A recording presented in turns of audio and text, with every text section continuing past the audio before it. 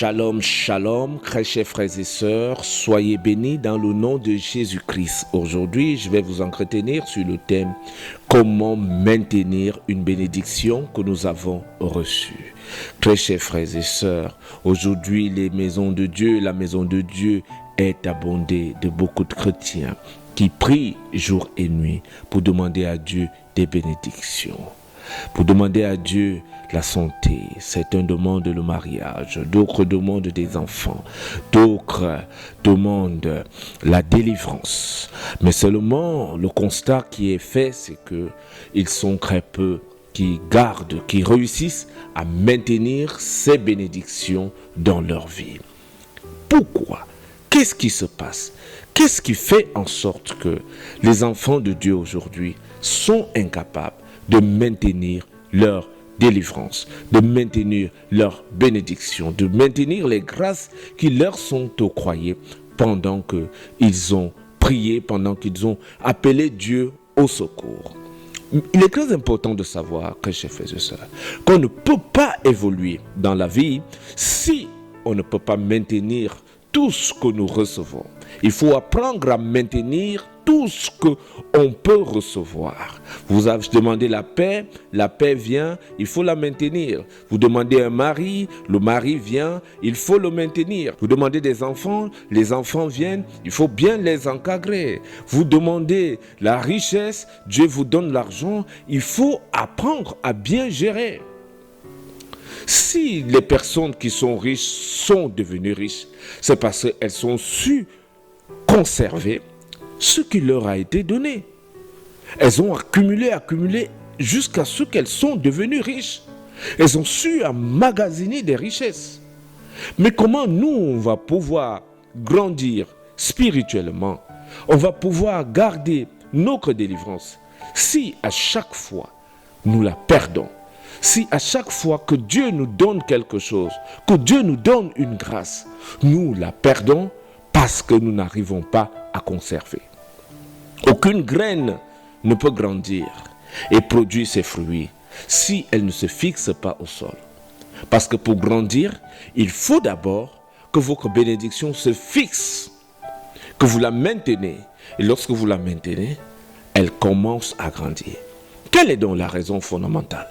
La raison fondamentale se trouve dans Galates 3, verset 3, où il est écrit « Insensés que vous êtes, comment pensez-vous terminer par la chair, c'est-à-dire par vos propres forces, ce que vous avez commencé par l'esprit ?»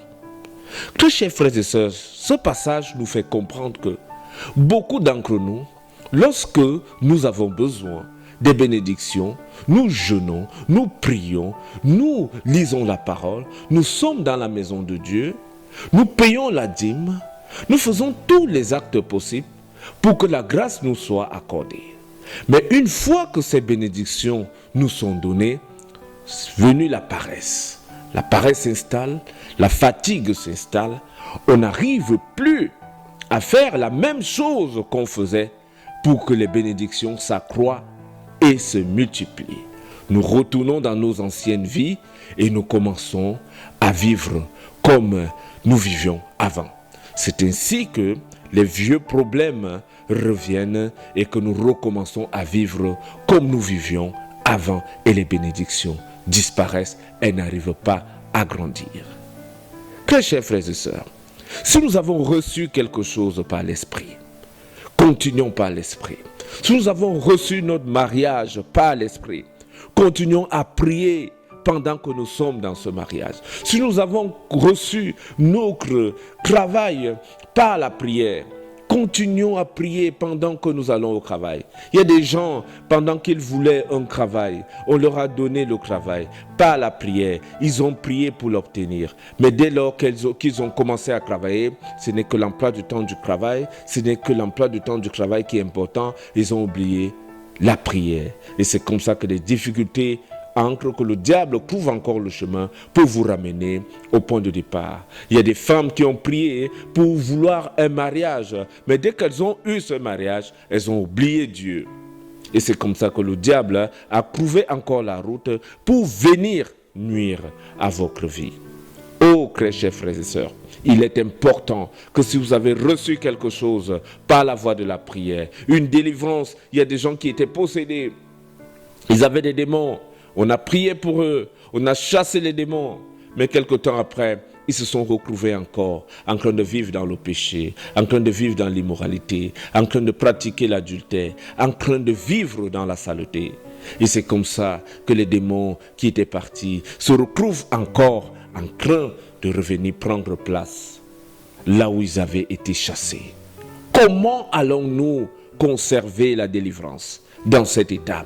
Comment allons-nous conserver les grâces de Dieu? Comment allons-nous prospérer avec le Seigneur si nous retournons, si nous rétrogradons tout le temps? Si vous avez reçu quelque chose par l'Esprit, continuez par la voie de l'Esprit. Continuons par la voie de l'Esprit. Continuons à prier pour que la bénédiction augmente. Continuons à prier pour que la grâce augmente. Continuons à prier pour que la prospérité augmente. Continuons à prier pour que la foi augmente et qu'elle porte ses fruits. J'espère que ce message a touché quelqu'un et que cela va t'aider à changer de mentalité et à recommencer ta vie de prière que tu avais perdue. Sois béni au nom de Jésus. Je suis le révérend Aloïs Ateba. Amen.